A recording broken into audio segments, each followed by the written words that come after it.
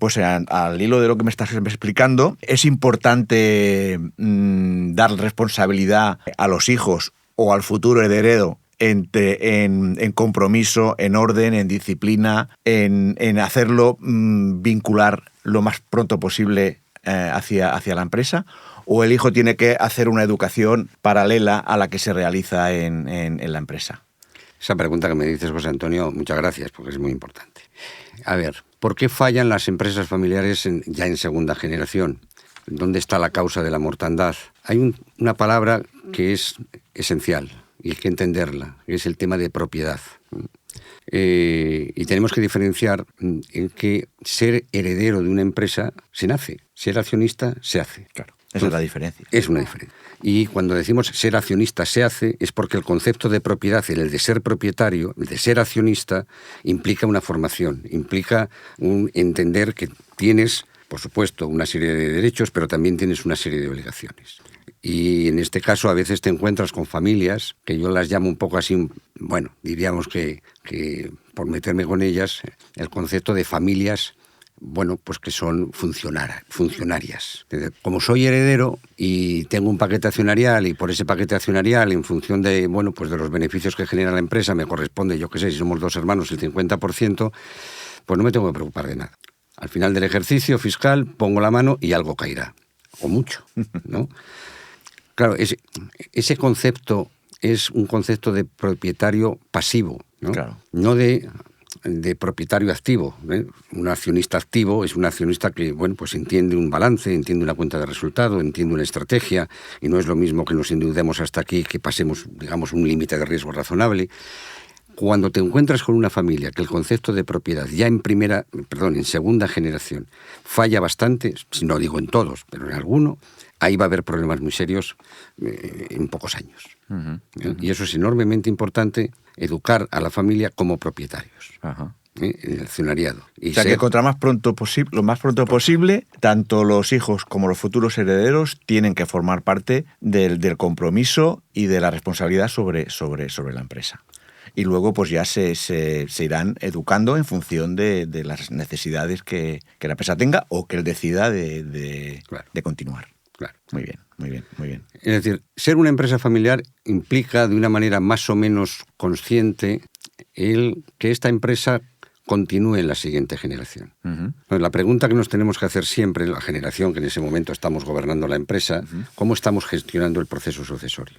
Claro.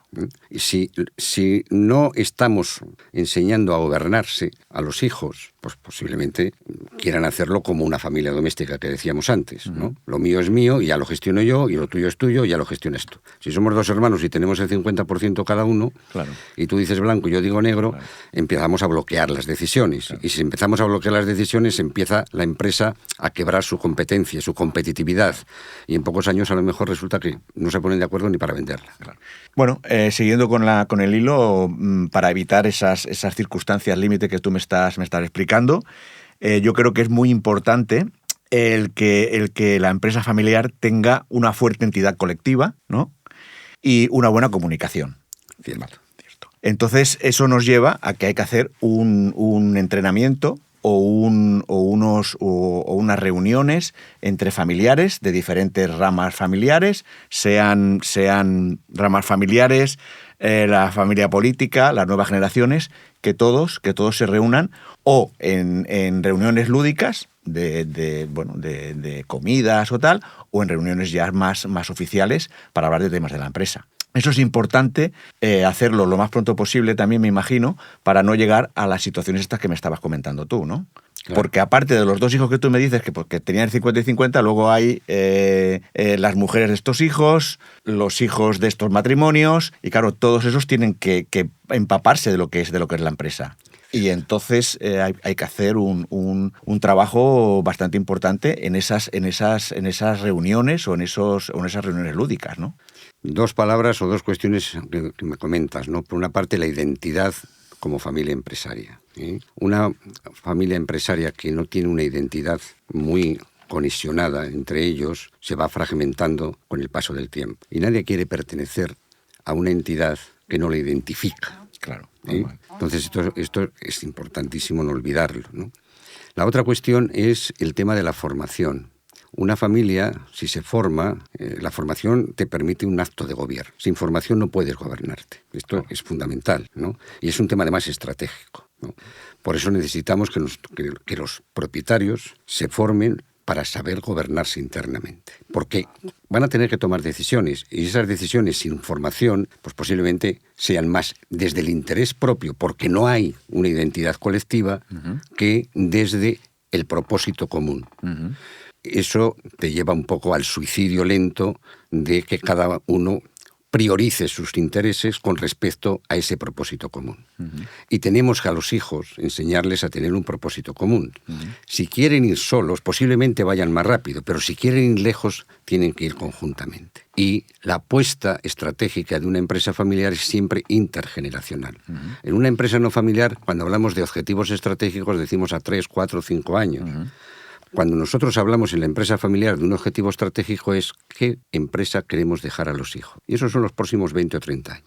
Para eso tienen que aprender a gobernarse. Y si tienen gobierno, ese es el mejor activo. Lo demás viene por añadidura. Claro. Entonces, el desafío posiblemente más importante de primera, segunda generación es que nos encontramos que el modelo de la primera generación no le sirve a la segunda. El modelo de gobierno. ¿Por qué? Porque el modelo de gobierno de la primera generación es de administrador único. Papá tiene el 100% de la propiedad, es el inventor de la empresa y él decide sobre todo. Entonces, aprenden un modelo de gobierno de administración única y a lo mejor son 3 o 4 hermanos. Y cuando el papá ya no está y se ha fragmentado el accionariado, entonces resulta de que tú me dices a mí, porque eres el mayor, lo que tengo que hacer, oye, que yo tengo las mismas acciones que tú. Por eso hay que profesionalizar la información interna, ¿no? Total. Que es lo que Total. es la conclusión a la que llegas, y llevarlo a la Junta de Accionistas, Claro. llevarlo a la Asamblea Familiar y a los consejos familiares. Claro. ¿Vale?